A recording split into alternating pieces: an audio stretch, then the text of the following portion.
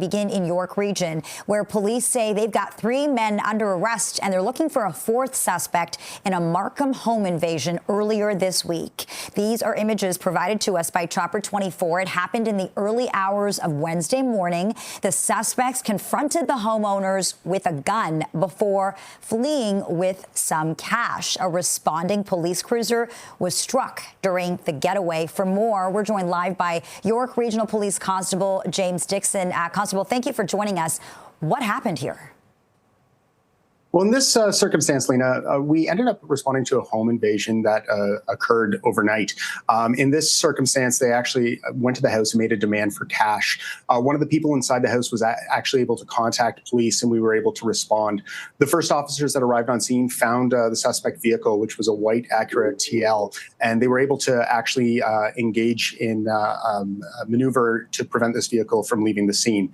From that, we ended up in a foot pursuit after 4 suspects fled from the vehicle. 2 were taken into custody quite quickly, and a firearm was recovered from that initial arrest. Investigators at our hold-up unit were then able to conduct that investigation and executed a search warrant in Mississauga shortly thereafter. As a result of that, we do have 3 people in custody, but we still have 1 more outstanding. We are appealing for anyone that has any information, anyone that has any dash camera who hasn't yet spoken to our investigators to please come forward. I heard you say that the suspects collided with multiple police vehicles while trying to flee the scene. Give me a better sense of what happened there.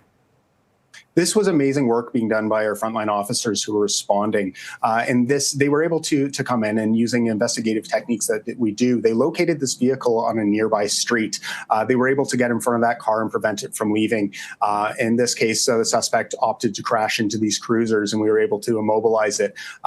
Again, very quickly, the suspects fled from that vehicle, and the first responding officers did a terrific job taking 2 into custody immediately. I know that there were 5 people in the home when the shots were fired. That is a terrifying ordeal for any homeowner. What are you hearing from those 5 occupants? Well, Lena, these are actually 2 separate cases. The armed home invasion occurred at a different time. And this particular one, this is the second shooting that we've had on a street in the area of 16th Avenue and William Bursey. Now, in this case, there were people home. Unfortunately, there were no one hurt, but there were shots fired at it. Now, if I take you back to May 31st, when the first incident happened, we responded to this at about 2 in the morning, and we released a couple days ago video of a black Audi SUV that was seen fleeing the scene after firing shots, which is pretty scary stuff, seeing this in such a close residential neighborhood in a busy area of Markham. Now, today, we're still very much on scene. We're still very much working this investigation, but we've put out a release immediately to let the public know there's been a second shooting in the same area at a different residence, albeit a neighboring one. We are looking at both of these shootings as being directly linked, and we do believe the incident to be targeted.